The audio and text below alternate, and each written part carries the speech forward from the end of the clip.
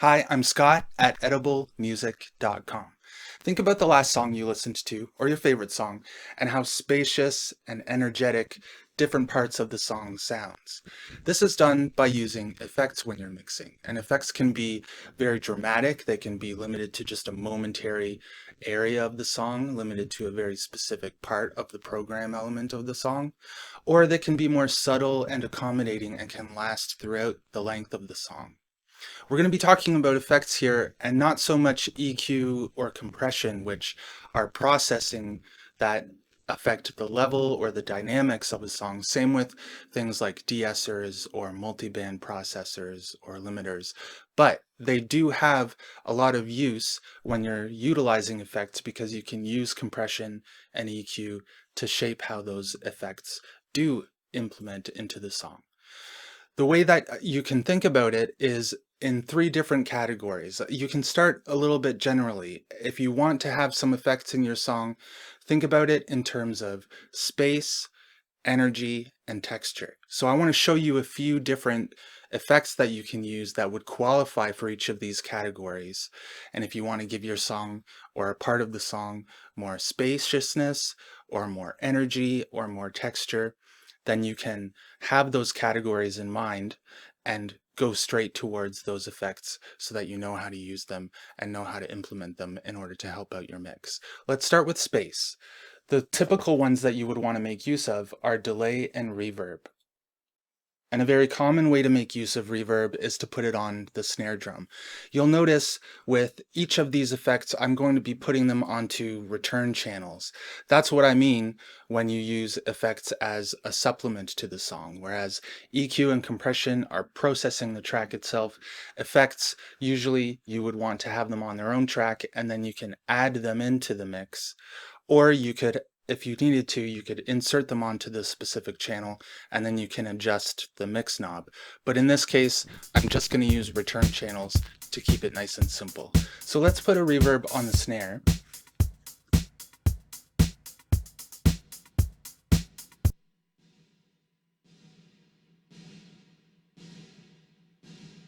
Pretty basic reverb.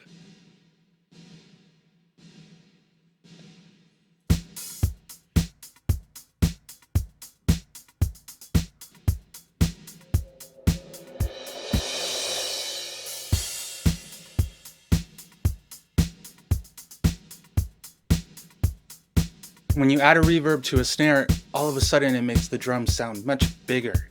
Here they sound nice and close and focused, but if you add a reverb,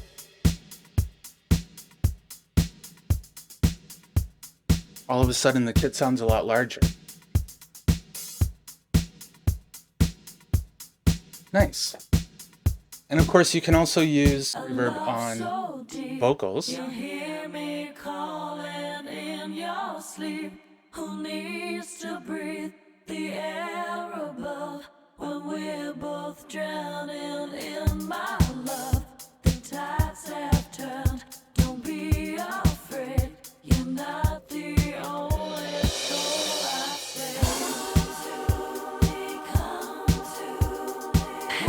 And just like having reverb on the snare, having reverb on the vocals gives them a much greater sense of spaciousness and size. Using reverb is a really great way to do that. Using a delay offers you a way to locate different program elements within that space. So usually reverb sounds nice and sort of swirly and airy, but it doesn't give you that specific sense of localization about where within that space a certain program element might be happening. So let's say if we were to add a delay to these vocals,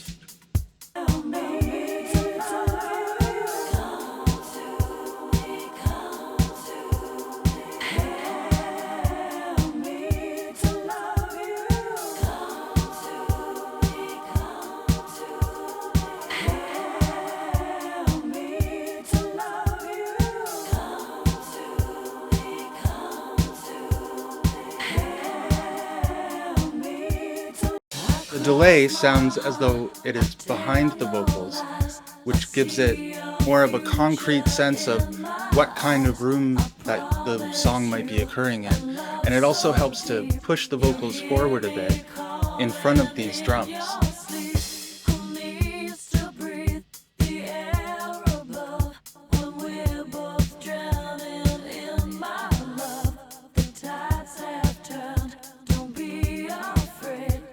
And you could also send the reverb or the delay to the reverb.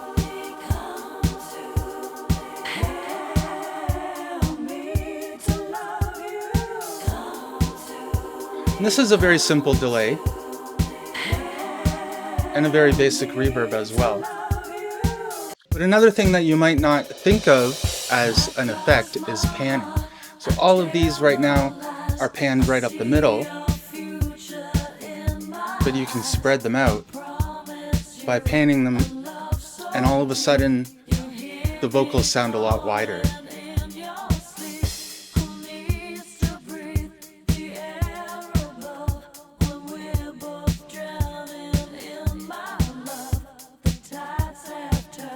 Cool.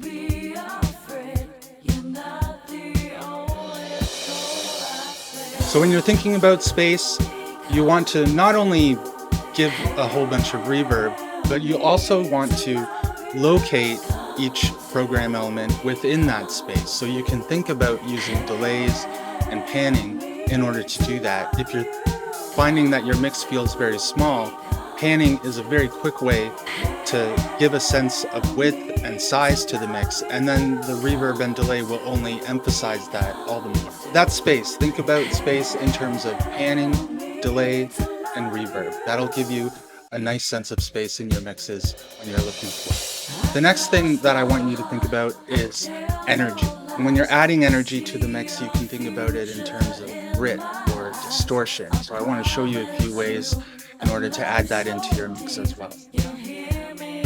Let's add a new return track.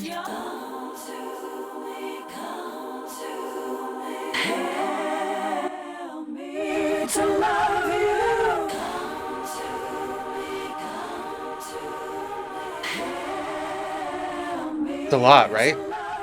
Make it all the way wet.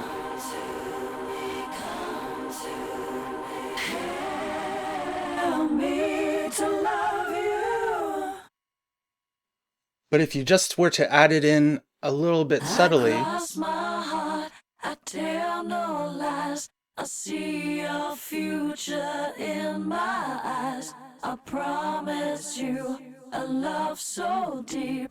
You'll hear me calling in your sleep. Who needs to breathe? and you can adjust the tone. When we're both drowning in my love, the tides have turned. Don't be afraid. So it's certainly louder simply because the return channel is adding more sound into the program, but it gives the vocals a bit of a sense of spiciness to them. Distortion is also really great to add to drums.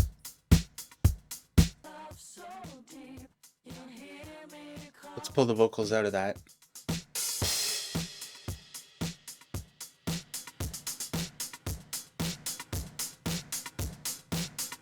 That sounds cool.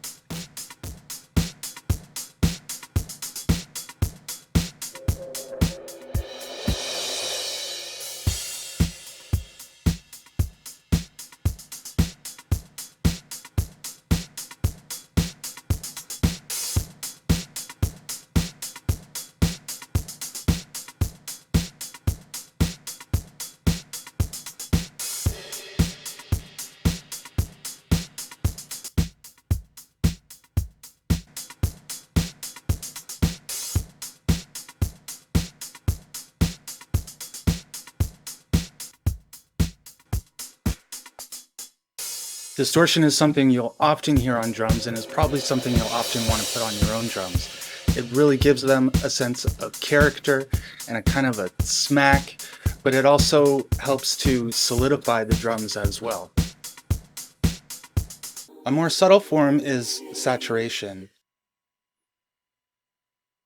So while distortion really pushes a signal, saturation just kind of colors it a little bit. In both of these instances, you can use EQ or compression. You can shape the tone of the distortion as a way to augment or supplement or even change the tonality of the program element that it's affecting. So if your vocals are a little bit too dark, you could add some saturation or some distortion, and it'll feel as though they're more opened up and a little bit brighter. Same with drums. You noticed when I put the distortion on the drums, they sounded okay, but then once we added the distortion, there was a lot more happening on the higher end as well. I'll show you again with the drums and the saturation.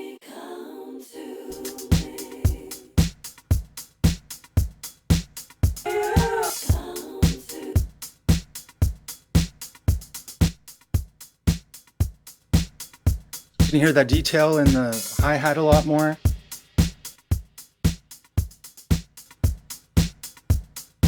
Yeah, right? That energy that it adds helps to focus the program out. So there are different kinds of distortion that you can use, ranging from something that's nice and sweet and subtle like saturation to overdrive to full-on distortion. You could use a bit crusher as well, which is a more digital form of distortion.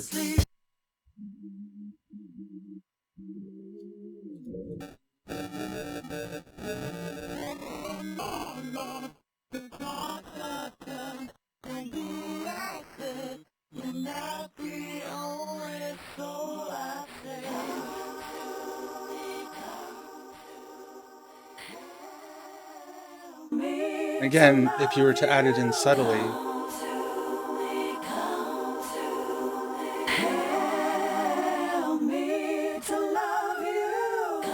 usually digital distortion like that will be a very intended kind of effect because it has a very specific sound. It's not pretty in the way that saturation or some distortion sounds, but it can be really useful if you want to give some sort of crackly energy to the track that you're working on.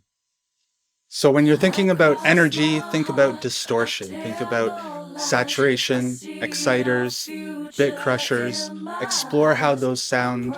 And again, similar to delays and reverbs, you can utilize distortion in a way that helps to shape the tone of the track. If a delay is very close or if it's very short to the track that it's affecting, then it will be near enough that our ears might not even be able to distinguish between the delay and the actual track. So if the delay is balanced in tone a little bit higher than the vocal, then because they're sounding as though they're united and combined, it will have the result of making the vocal itself sound brighter. In a similar way, distortion and saturation does that too, but it also adds some energetic character to it. Here's the bit crusher on the drums too.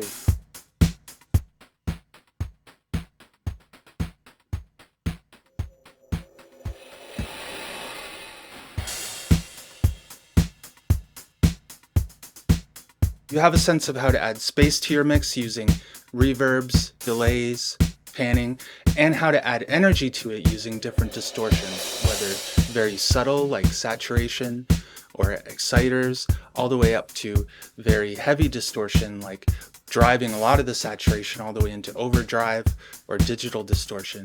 And I want you also to think about how to use these effects not just throughout the song, but also in specific key moments. For example, thinking back to that song that you might have had in your mind at the beginning, perhaps there are moments in the vocal track where at the end of a line there's just a delay throw. A delay throw is where just for a moment the vocal track is sent much more into the delay return channel so that the delay is more pronounced just there, and then it fades back out again for the next vocal line.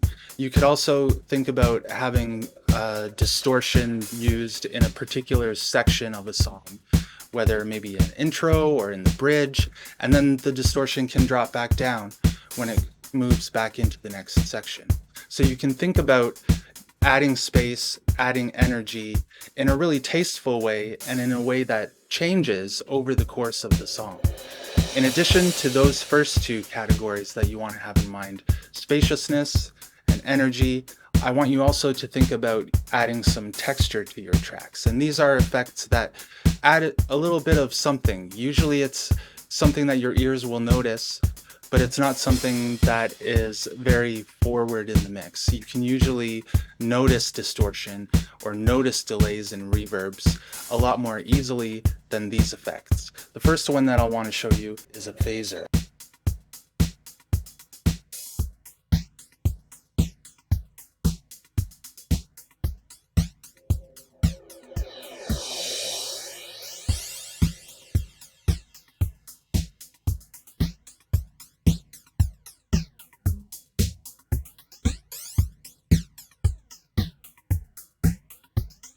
Raise the center a bit.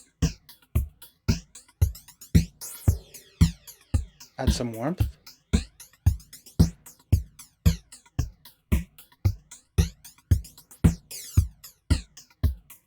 Right, so that sounds weird, but if you add it in with the drums,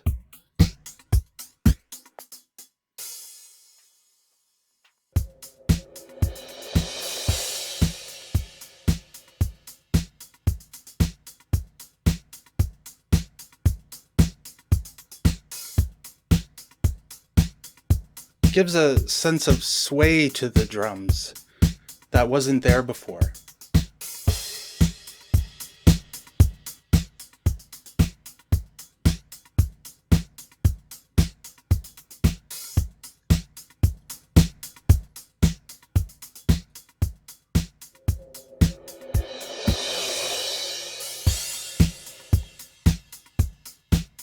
That's quite a lot, so I would probably pull it down a bit.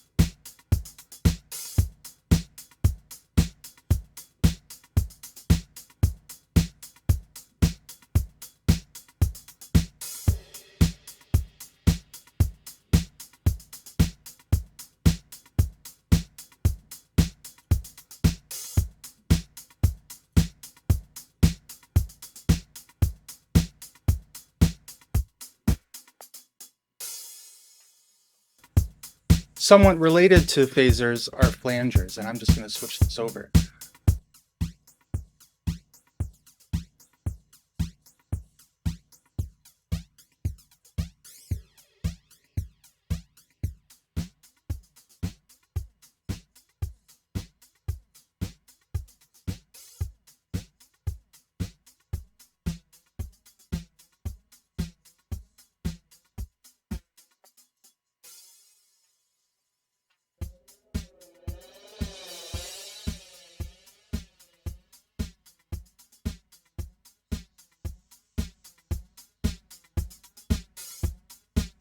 That's cool, eh?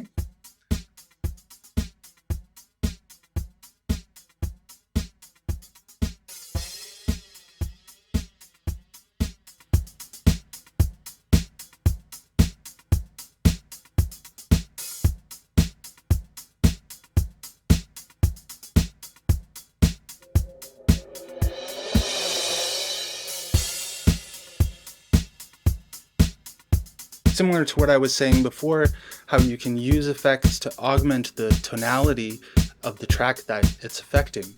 You'll notice here that the phaser adds a little bit of energy at a particular frequency area that wasn't there before, and so it changes the tone of the drums.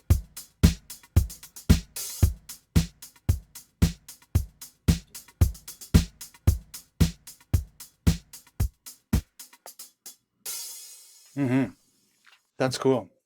Let's come back to the vocals, and another effect that you can add that's really useful on vocals is a chorus.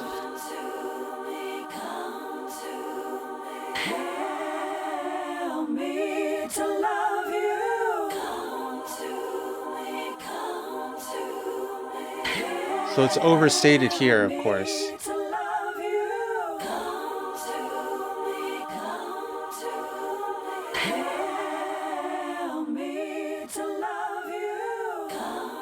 But as I add it in, a chorus sort of blurs the edges of a sound a little bit. So you do want to be careful, but it can help to widen a sound, and it can also help to position it within the mix balance. So let's bring this in. I see your future in my eyes. I promise you a love so deep. You A hear little bit wider, me right? calling At the same in time, your sleep. Who needs to breathe the air above when we're if I both bring the chorus up drowning higher, in my love? The tides have turned. Don't be afraid. You're not the it starts to bring the only vocals back more and allows the drums more of the foreground.